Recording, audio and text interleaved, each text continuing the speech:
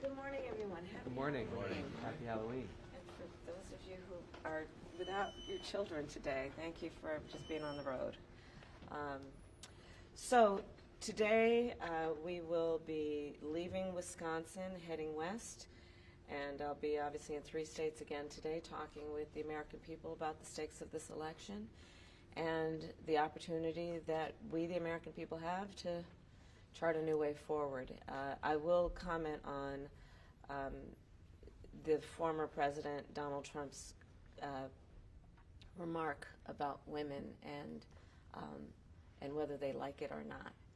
And listen, it actually is, I think, very offensive to women in terms of not understanding their agency, their authority, their right, and their ability to make decisions about their own lives, including their own bodies. And this is just the latest on a series of reveals by the former president of how he thinks about women and their agency. Whether he has said, as he has, that women should be punished for their choices, whether he has talked about his pride in taking away a fundamental right from women, whether it be how he has actually created a situation in America where now 1 in 3 women lives in a Trump abortion ban state and has legal restrictions on the right she rightly should have to make decisions about her own body. The other point I will refer to about in the last many hours is the Speaker's comments about the Affordable Care Act.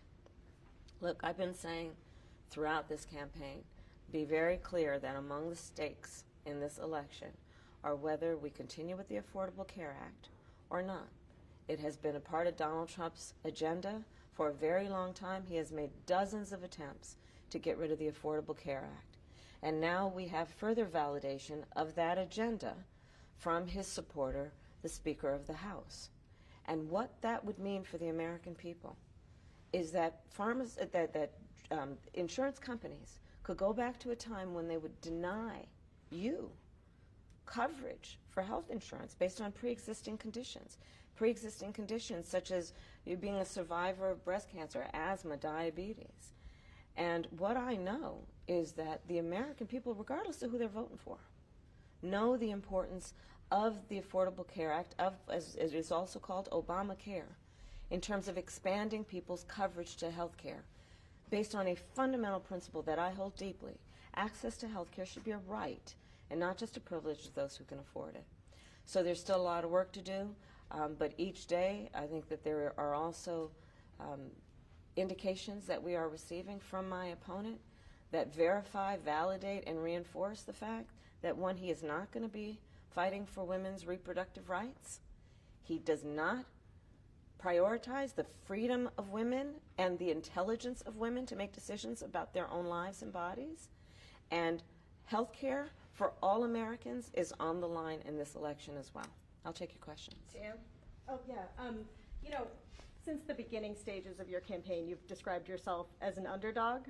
That language is gone from your speech now. Has something changed in how you're feeling? No, listen, I am putting it all on the field. And it's going to be a very tight race. And I'm running like the underdog, because we are. Donald Trump's been running for the last decade. I've been in this race about 3.5 months. And the stakes are so high. But I've been saying for quite some time, regardless of what the polls say, we are going to win. I do believe that. Because I do believe that this is a choice about 2 very different directions for our country. And the choice being offered by Donald Trump is about going backward, about a constant emphasis on degrading the American people and our capacity, versus a track that is about bringing the country together, knowing we have more in common than what separates us, and we should have a plan, which I do, to actually get things done, including bringing down the cost of living for people, investing in our small businesses, expanding access to health care, investing in American industries, including the future of American industries and American workers. So there you go.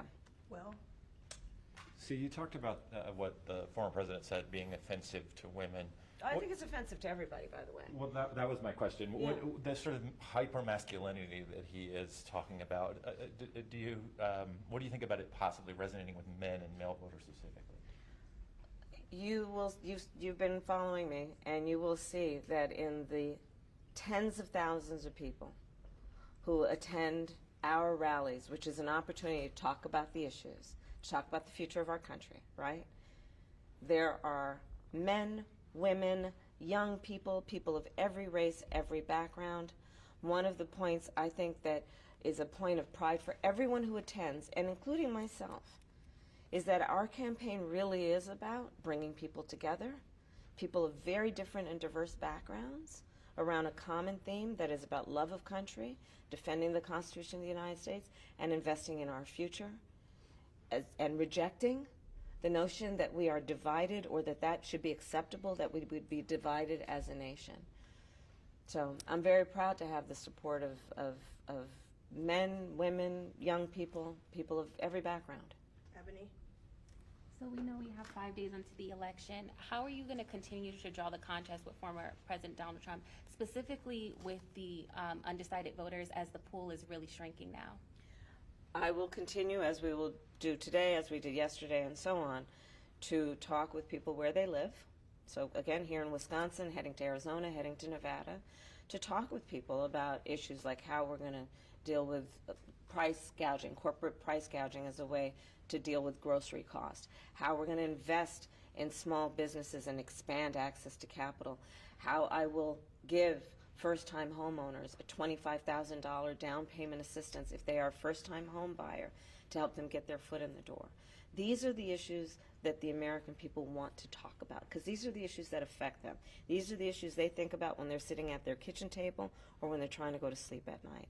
And what I know is that they want a president of the United States who, as I say, will walk into the Oval Office with a to-do list and not an enemies list. And so that's what I will continue to do over the course of these next few days, to let folks know that I see them, I hear them, and I'm prepared to address their challenges with a plan that is about getting things done. Thank you. Madam Vice President, can you just talk about Hispanics? Can you please just say something about Hispanic voters going into today?